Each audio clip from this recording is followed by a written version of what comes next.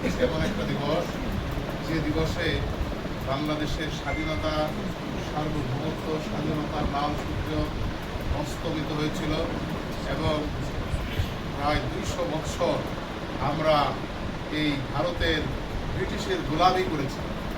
আমরা প্রায় 300 বছর, আমরা 190 বছর আমরা ব্রিটিশের গোলামি করেছি। এই গোলামির কারণ হচ্ছে আমরা নিজেরাই আমাদের নিজের স্বাধীনতাকে আমরা বিকিয়ে দিয়েছিলাম। যেখানে নবাবের সৈন্য সংখ্যা ছিল 50,000, নবাবের সৈন্য সংখ্যা ছিল 50,000 আর ব্রিটিশের সৈন্য সংখ্যা ছিল মাত্র 3,000।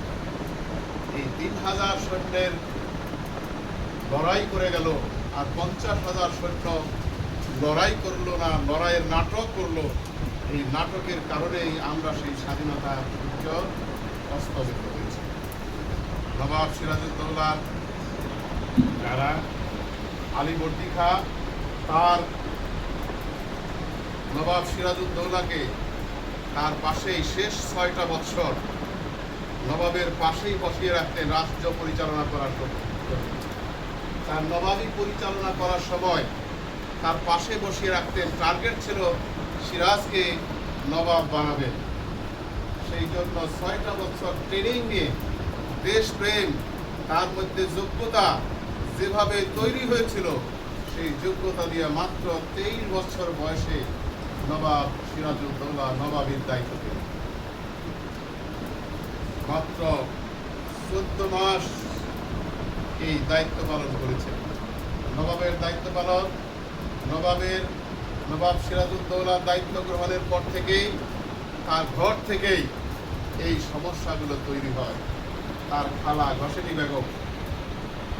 বেগম এটাকে মেনে নিতে পারে নাই। তারই নবাব আলীবর্দী খাঁর সময়েই নবাব মীর জাফর, সে সেনাপতি ছিল, সে তখন থেকেই ষড়যন্ত্র শুরু করেছিল। নবাব সিরাজকে যখন দায়িত্ব দেওয়া হলো, দায়িত্বের পর থেকেই তার বিরুদ্ধে ষড়যন্ত্র শুরু করে লড়াই হয়েছে। বারবার নবাবেরা বিভিন্ন সময়ে ইংরেজেরা ষড়যন্ত্র করেছে, নবাব সিরাজউদ্দৌলা মোকাবেলা করেছেন। কয়েকবার কলকাতা দখল করে নেওয়ার পরে সেই কলকাতা উদ্ধার করেছেন কয়েকবার।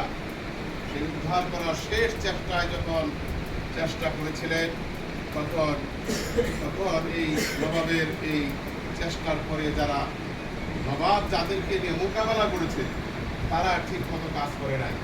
পরাজিত হয়েছে ইংরেজ বাহিনী, বেনিয়া ইংরেজ। তারা তো রাষ্ট্র পরিচালনার জন্য দেশে আসেন নাই, তারা এসেছিলেন ব্যবসা করার জন্য। ব্যবসা করতে এসে তারা রাজ্য পরিচালনার যখন ষড়যন্ত্রে মেতে উঠে, নবাব সিরাজউদ্দৌলা বারবার তার পারিষদ বর্গকে বলার চেষ্টা করেছেন, আপনারা আমার আত্মীয়, আপনাদের লড়াই করার জন্য চেষ্টা। মীর জাফর তার আত্মীয় ছিল। কোরআন শপথ নেওয়ার পরেও সেই মীর জাফর তার সেই ওয়াদা রক্ষা করে নাই।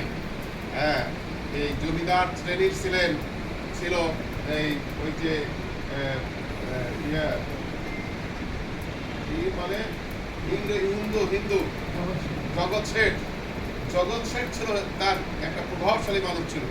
এর সাথে যারা ছিল তারাও নবাবকে যেভাবে সাহায্য করা দরকার তা পারে নাই। আর ঘসেটি বেগম চিন্তা করেছিল, আমার সন্তানকে দিয়া এই নবাবী বানাবো, আর আমার বোনের আমেনার সন্তান যাতে হতে না পারে। এভাবে ষড়যন্ত্র করার পরে আমরা দেখলাম লড়াই শুরু হয়ে গেল। 3,000 আর 30,000 সৈন্য মুসলমানদের।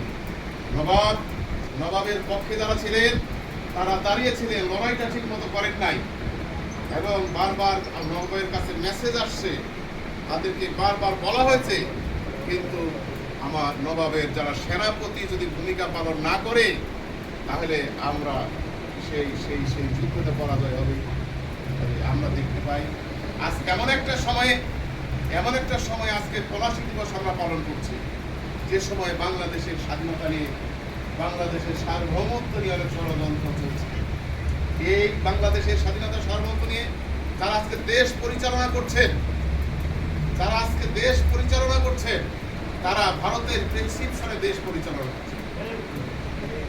তারা একজন লন্ডনে থেকে জামাতকে বলা হয় গুপ্ত, অথচ তারাই লন্ডনে গুপ্ত ছিল, তারাই শিলংয়ে থেকে গুপ্ত ছিল, তারা তাদের নেতৃবৃন্দরে গুপ্ত ছিল, মাঠে ময়দানে ছিল না।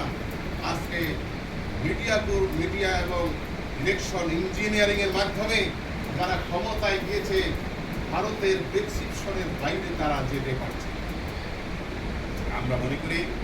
এবং সাথে সাথে আজকে নতুন করে আওয়ামী লীগের ষড়যন্ত্র করছে, নতুন করে তারা বলছে আবার দেশে আসবো।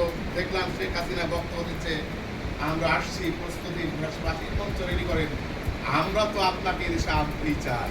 কি বলেন? শেখ হাসিনাকে আমরা আনতে চাই না? আমরা আনতে চাই। ফাঁসির রায় হয়েছে, ফাঁসি কার্যকর করার জন্য শেখ হাসিনাকে তো আনতেই হবে। আজকে যে বেনজির পুলিশের আইজি ছিল, সেই বেনজির আজকে তার গ্রেপ্তার করা হয়েছে। ষড়যন্ত্র যদি এবং যাদের লড়াইয়ের মাধ্যমে বাংলাদেশ স্বাধীন হলো, যারা জুলাই যোদ্ধারা, যারা অসংখ্য শত হাজার মানুষ শাহাদাত বরণ করেছে, সেই শহীদের রক্ত এখনো শুকায় যায় নাই। সেই জুলাই যোদ্ধাদেরকে অবমূল্যায়ন করা হচ্ছে, জুলাই যোদ্ধাদের মূল্যায়ন করা হচ্ছে না। জুলাই যোদ্ধা যে অবস্থা এখন বাংলাদেশে আছে, এই অবস্থা যদি মনে করে এই আন্দোলনের কারণে এই হত্যা যা হয়ে গেছে, এই আওয়ামী লীগের উপরে বা বিভিন্ন জায়গায় পালিয়ে গেছে, যদি মনে করে যে এই জুলাই যারা আন্দোলন করেছে তারা বিদ্রোহ করেছে, তাদের বিচার করা, সেটাও কিন্তু করা আইনের কারণে করতে পারে, সংবিধানের দোহাই দিয়ে তারা এই বিচার করতে পারে।